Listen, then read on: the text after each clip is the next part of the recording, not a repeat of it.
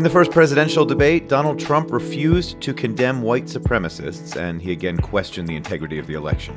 We'll break down those and other key moments of what was a chaotic night in Cleveland. I'm David Green with Rachel Martin, and this is Up First from NPR News. More and more, it looks like voters might be changing their minds about mail-in voting. They're seeing post office stuff and they're getting nervous. They're seeing litigation and they're getting nervous and they want to switch. Are the president's baseless claims about the potential for widespread mail-in ballot fraud affecting voter behavior? Also, cases of COVID-19 are back up in New York City, primarily around Orthodox Jewish communities. What's behind the surge, and is it going to lead to another lockdown? Stay with us. We've got the news you need to start your day. This message comes from NPR sponsor, the Showtime limited event series, The Good Lord Bird. Based on the award-winning novel centering on abolitionist John Brown and his holy crusade to end slavery, The Good Lord Bird, premiering October 4th, only on Showtime.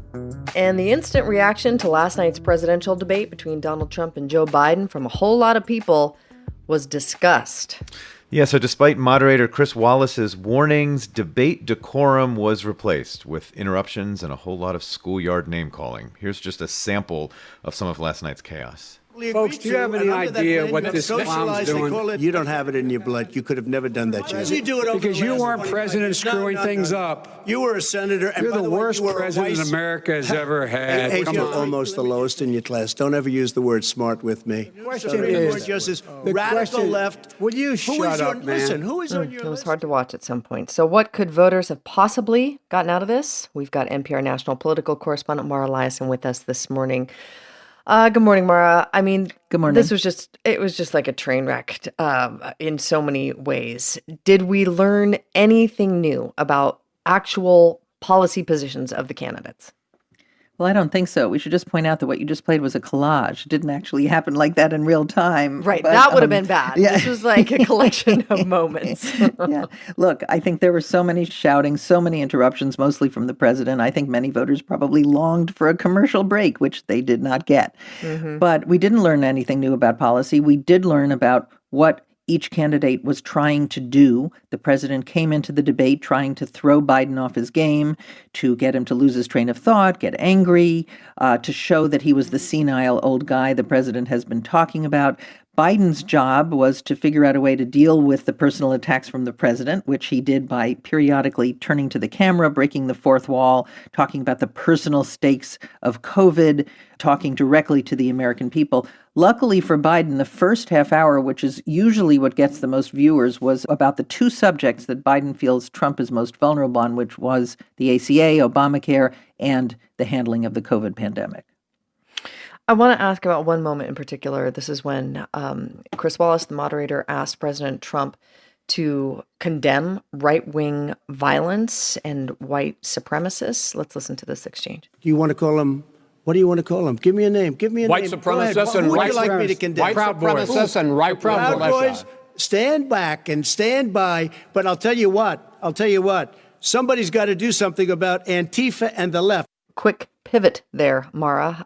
What did you make of that? Well, the president did not condemn white supremacists. This is not the first time he's refused to do that.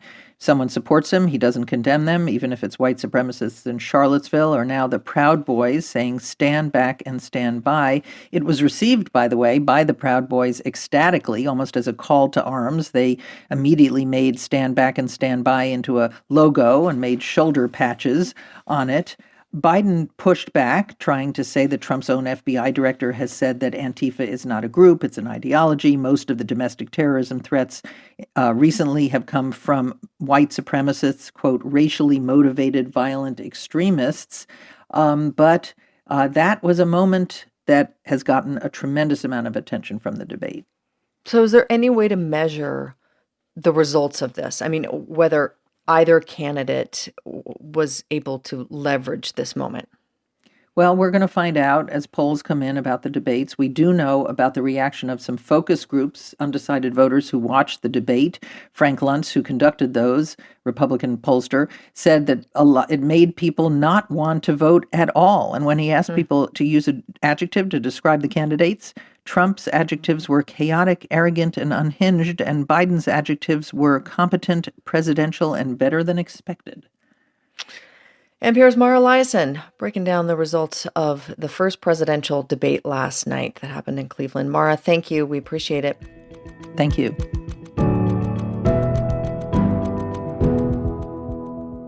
All right, so President Trump spent the tail end of last night's debate repeating his false claims about the danger of fraud with voting by mail. If I see tens of thousands of ballots being manipulated, I can't go along with that. And I'll tell you what, does that from mean, a common sense, does that mean you're I'll tell going to you tell what your it means. people to take to the It means you have a fraudulent election. All right, so in reality, voting fraud in general is rare. Over 1 million Americans have already cast their 2020 votes.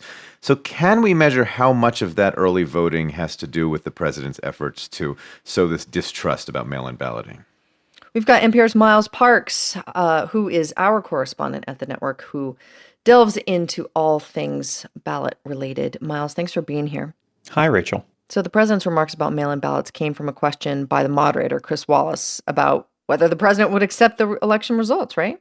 Yeah, so that question really led to this sort of greatest hits of all of Trump's baseless claims around voting. You know, the president referenced a number of states and incidents. He talked about New Jersey, New York, Pennsylvania, Virginia, just to name a few.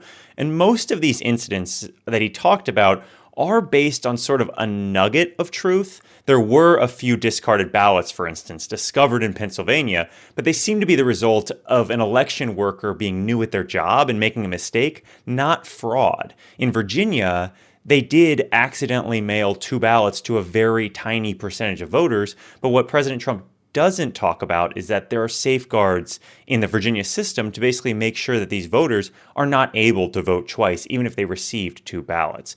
So there is a big difference here between some isolated administrative issues and fraud, which we know is very rare in U.S. elections. Right. So you've been talking to people, you've been reporting out how all of the president's rhetoric about voting and specifically voting by mail could be affecting people's behavior and their plans to vote. What are you finding? Yeah, I mean, frankly, we're just finding that all of this talk is meaning that less U.S. voters are saying they're going to vote by mail in the fall. Just a few months ago, estimates were that half of all voters or more would be casting ballots through the mail, but only a fraction of that, 35% in recent polls, now say they're going to vote this way. And officials I've talked to are really worried about that number.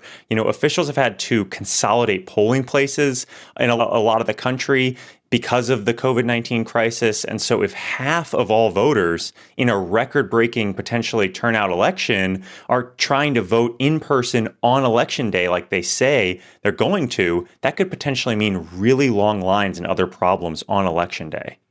Can you trace this reticence to vote by mail directly to the president's rhetoric, or does some of it have to do with just long-standing concerns about the post office's inefficiencies? Yeah, it really seems like a mixture of both. You know, once Trump started his messaging campaign against vote by mail, we saw Republicans immediately responding to that in polls saying they wanted to vote in person. And then in August, we had the Postal Service controversy start affecting Democrats. At this point, the polls showed decreases in a desire to vote by mail basically across all demographics.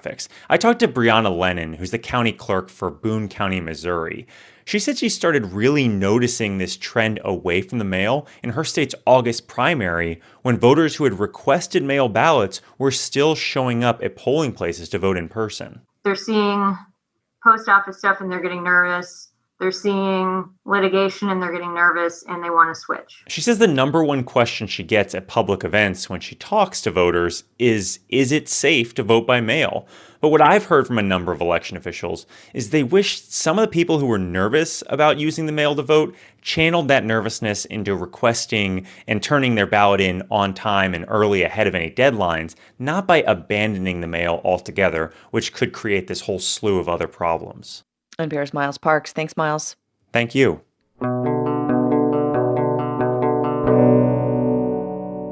All right, life in New York City wasn't back to normal, but there were signs of it. Yeah, people eating in restaurants, even as of this week, kids going back to school. But coronavirus cases are now on the rise there. In particular, there are new clusters of COVID-19 in Orthodox Jewish communities in and around New York City. So could the new cases send New York back into some kind of lockdown? We've got Fred Mogul of WNYC in New York with us this morning. Fred, thank you so much for being here.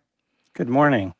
So the mayor, Bill de Blasio, said yesterday more than 3% of COVID-19 tests had come back positive, which is a big jump back to the numbers that New York hadn't seen since early June. What's going on?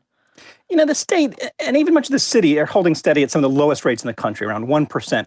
In several neighborhoods, though, since August and early September, numbers have been rising, creeping up 4%, 5%, 6%, triple the rate of a few weeks ago. Mayor de Blasio, Governor Cuomo say the common denominator, as you mentioned, is that these are in heavily Orthodox Jewish populations. These are ultra-Orthodox, actually, Haredi groups. Many of them are Hasidic, many of them are not.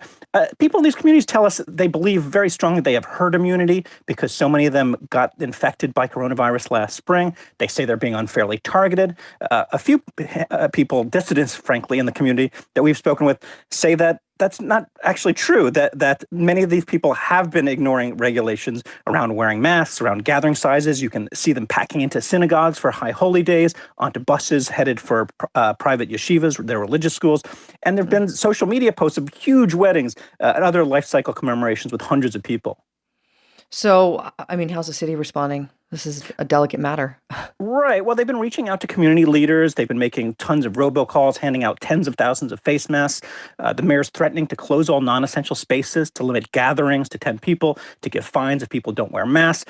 He says since issuing that threat last week, more people do seem to be wearing masks, which would be good news. However, if you go through the neighborhoods, there's still plenty of evidence to the contrary, I have to say. And now some community members are taking to social media, to WhatsApp groups, telling people not to get tested. They say if there are more positive cases, that could lead to new restrictions. Speaking of social media, my feed was full of friends in New York who are all sending their kids back to school this week, where they got masks, they got face shields on. I mean, New York is just starting to kind of open up. Is there any sign that an increase in positive tests right now could lead to closing those schools? It could. Those rates would have to go up and stay up for a week longer to shut schools. It would probably be individual schools rather than the whole district initially. And we're just getting indoor dining for the first time. That's one of the things that's kept rates so low. If that rate goes up above 2% and stays there, that could also go backwards. Kept it low because it's been outside up until now inside. Fred Mogul of member station WNYC in New York, we appreciate you. Thanks for sharing your reporting. Thank you.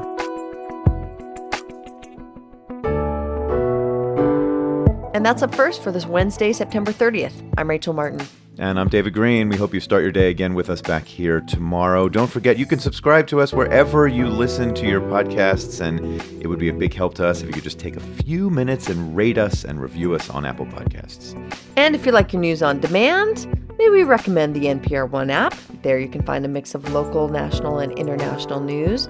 Wherever you go, whenever you want it, you can also hear podcasts based on what you like. Download NPR One at the App Store.